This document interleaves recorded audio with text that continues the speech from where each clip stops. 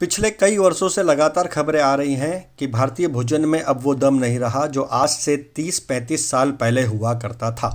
साल दर साल भोजन में हो रही पोषक तत्वों की कमी एक गंभीर चिंता का विषय बन गई है। खासकर कोविड-19 पैंडेमिक के दौरान, जब आपको बीमारी से बचाने में आपकी शारीरिक शक्ति यानी इम्यूनिटी ही सबसे महत्वपूर्ण मानी जाती है, भोजन में आई पोषक तत्वों की यह कमी आने वाले समय में हमारे जीवन के लिए गंभीर नतीजे पैदा कर सकती है। ये क्यों हो रहा है और इस पर काबू कैसे पाया जाए, आज इन्हीं विषयों पर चर्चा करते हैं इम्पॉर्टेंट अफेयर्स में।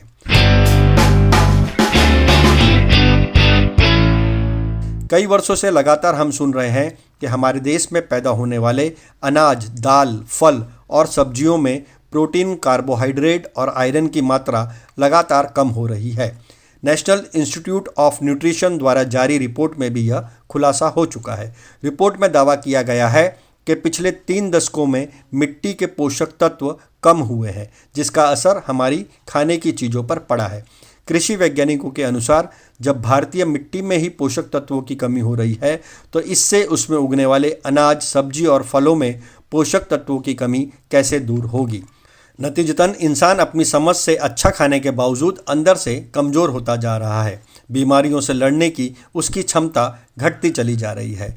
हम अब तक शायद इसे गंभीरता से नहीं ले रहे थे, परंतु कोरोना महामारी ने हमें पौष्टिक भोजन का महत्व समझा दिया है। इसलिए अब इस संबंध में लापरवाही की कीमत हमारी जान भी हो सकती है। इस महामारी में अधिकांश लोगों ने कमज़ोर शारीरिक शक्ति यानी इम्यूनिटी की वजह से ही अपनी जान गंवाई है। नेशनल इंस्टीट्यूट ऑफ न्यूट्रिशन ने कोरोना महामारी से पहले शोध के लिए 528 खाद्यों में 151 पोषक तत्वों का विश्लेषण किया था। इसके लिए देश के 6 अलग अलग भौगोलिक क्षेत्रों से नमूने लिए गए थे, तो उसमें चौंकाने वाले तथ्य सामने आए। क्या सामने आया? पता चला कि आज हमारे द्वारा खाया जा रहा अनाज 30 साल पहले की अपेक्षा कम ताकतवर रह गया है। उसमें लगातार पोषक तत्व कम हो रहे हैं। 1979 यानी 1979 में इन पदार्थों में पाए जाने वाले न्यूट्रिशन से इसकी तुलना पर पाया गया कि जो खाद्यान्न एवं फल सब्जियां हम खा रहे हैं वे खुद ही कमज़ोर हैं। शोध में खुलासा हुआ कि आज हम जो मसूर की दाल खा रहे हैं उसमें 10% तक पोषक तत्व कम हो गए हैं। वहीं मूंग की दाल में लगभग 6.25% आयरन की कमी आई है। सेब यानी एप्पल में 60% तक आयरन घट गया है। टमाटर में भी 66 से 73% तक विटामिन बी, आयरन और जिंक की मात्रा कम हो गई है। ऐसे में सवाल यह उठता है कि आखिर ऐसा क्यों हो रहा है। विशेषज्ञों के अनुसार इसका कारण कृषि पद्धति में आए बदलाव और जैविक की जगह केमिकल युक्त खेती की ओर जाने के कारण हुआ है। फसलों को मिट्टी में 16 से 17 तत्वों की आवश्यकता होती है। 1965 के पहले तक कृषि गौ आधारित थी। गोबर और गौमूत्र की जैविक खाद इस तरह के तत्वों की भरपाई कर देती थी।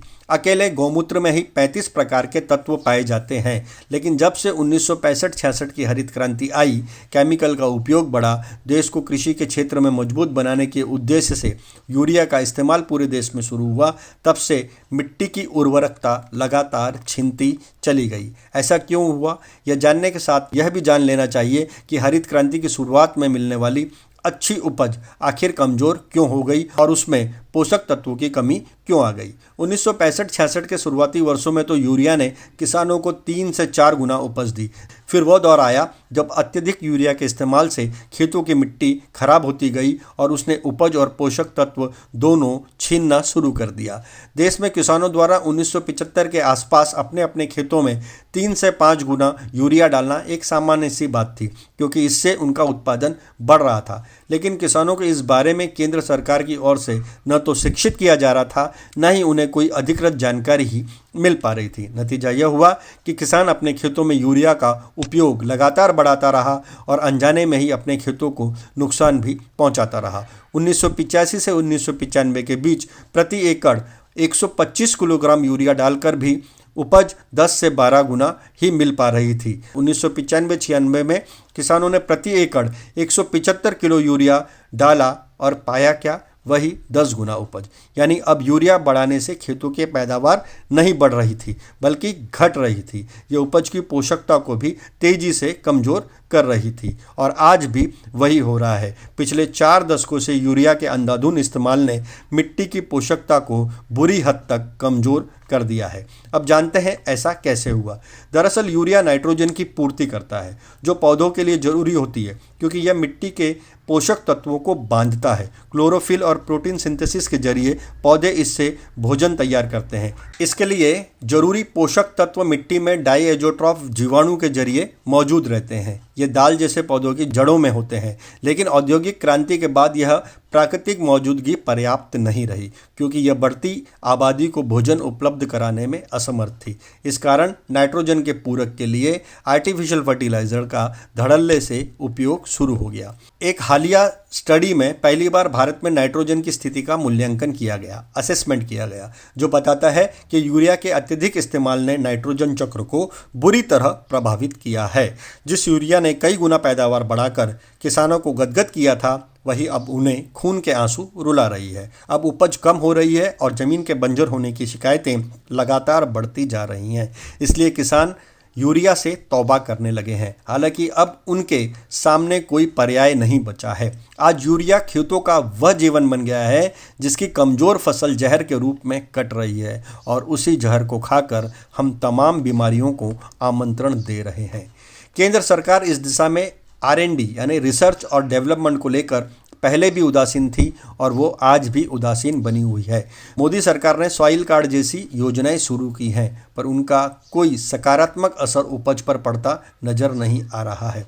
रिपोर्ट बताती है कि आज भी मिट्टी में जिंक 43%, बोरान 18.3%, आयरन 12.1%, मैग्नीशियम 5.6% व कॉपर 5.4% कम हुआ है। इसलिए सरकार को इस संदर्भ में व्यापक अध्ययन और कार्यक्रम चलाने की ज़रूरत है। उसे इस संदर्भ में गहराई तक विचार करने की ज़रूरत है, वरना न केवल किसानों के लिए आर्थिक दृष्टिकोण से, बल्कि हमारी आने वाली पीढ़ियों के लिए यह शारीरिक दृष्टिकोण से भी घातक साबित होगा। दरअसल केंद्र सरकार की उदासीनता के चलते 2004 में भारत के स्वयंसेवी वैज्ञानिकों के समूह ने ही 2 सवालों के जवाब की खोज शुरू की थी। मिट्टी और पर्यावरण यानी एनवायरनमेंट में मौजूद नाइट्रोजन देश में पारिस्थितिकी को किस तरह प्रभावित कर रहा है और ये कहाँ से आ रहा है, इस पर अध्ययन शुरू किया गया था। नाइट्रोजन के आकलन के लिए 2004 में society for conservation of nature SCN की स्थापना की गई। बाद में 2006 में SCN के अंग के रूप में इंडियन नाइट्रोजन ग्रुप ING का गठन किया गया। इसके तहत 10 सालों में विभिन्न क्षेत्रों में काम करने वाले करीब 120 वैज्ञानिकों को जोड़ा गया। बिना सरकारी मदद के उनकी गहन शोध का नतीजा इंडियन नाइट्रोजन असेसमेंट के रूप में सामने आया। भारत में इस तरह का यह पहला असेसमेंट है। इसमें भारत में नाइट्रोजन की पूरी यात्रा का लेखा जोखा है। यह लेखा जोखा बताता है कि खेतों में इस्तेमाल यूरिया के जरिए नाइट्रेट पहले ज़मीन की सतह पर घुलता है, फिर वो पानी के बहाव के साथ नदी नालों, झीलों, तालाबों और अंततः समुद्र में पहुंचकर एनवायरनमेंट को नुकसान पहुंचाता है। इससे मछलियों समेत पूरी जैव विविधता को भारी नुकसान पहुंचता है। तटीय क्षेत्रों में यह समुद्री घास, शैवालों और प्रवाल भित्तियों यानी कोरल रीफ्स को भी क्षति पहुंचाता है। साथ ही साथ यह वायुमंडलीय असंतुलन भी पैदा करता है। एक चीज आपने गौर की हो गई, सालों हो गए होंगे आपको अपने खेतों में रंग बिरंगी तितलियों को उड़ते देखे हुए। यूरिया के कारण अब तितलियां तो क्या, मधुमक्खियां भी फसलों के फूलों पर नहीं बैठती हैं। इससे नेचुरल हनी की काफ़ी कमी हो गई है। अब हमें बाजार से आर्टिफिशियल शहद खरीदना पड़ता है, जबकि पहले हमारे खेतों के आसपास लगे पेड़ों में ही मधुमक्खियों के छत्ते लगा होना आम बात थी। इसके अलावा खेतों से केंचुए व केकड़े आदि सब गायब हो गए हैं। मिट्टी और पानी के यूरिया प्रदूषण के कारण हमारी सेहत को तो खतरा पैदा हुआ ही है, साथ ही यह प्रदूषण कई जैव व जीव प्रजातियों के विलुप्त होने का कारण भी बन रहा है। असल में खेतों में अमर्यादित यूरिया के इस्तेमाल ने मिट्टी को काफ़ी नुकसान पहुंचाया है। यूरिया को जो लोग अब तक सोना समझ रहे थे, वे समझ गए हैं कि धीरे धीरे इसने खेतों को बंजर किया है।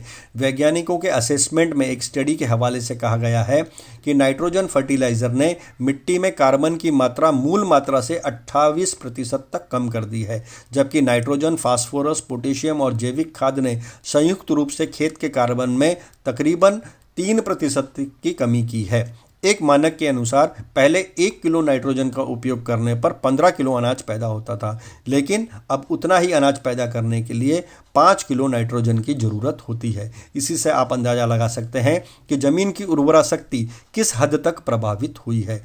अब सवाल यह उठता है कि आगे क्या किया जाए। तो इसका सबसे आसान उत्तर फिर से जैविक खाद का इस्तेमाल हो, क्योंकि गोबर और गौमूत्र की जैविक खाद ही इन तत्वों की भरपाई कर सकती है। हालांकि यह रातों रात संभव नहीं है। तब क्या किया जाए? तब तक किसान जितनी ज़रूरत हो फर्टिलाइज़र का उतना ही उपयोग सुनिश्चित करें और आम नागरिक उपयुक्त उम्र में उपयुक्त भोजन का चयन करें। ये कैसे होगा? भोजन चक्र का उम्र के हर पड़ाव में उपयुक्त नियोजन करके, प्लानिंग करके, क्योंकि हमारे हाथ में बस यही है। यह किस तरह किया जाए, इसे जानने के लिए इस वीडियो का दूसरा भाग अवश्य देखें और इस चैनल को लाइक, शेयर और सब्सक्राइब करने के अलावा कमेंट करके बताएं कि आप किन विषयों पर जानकारी चाहते हैं। हम उस विषय पर विस्तृत जानकारी लेकर अवश्य आएंगे। धन्यवाद।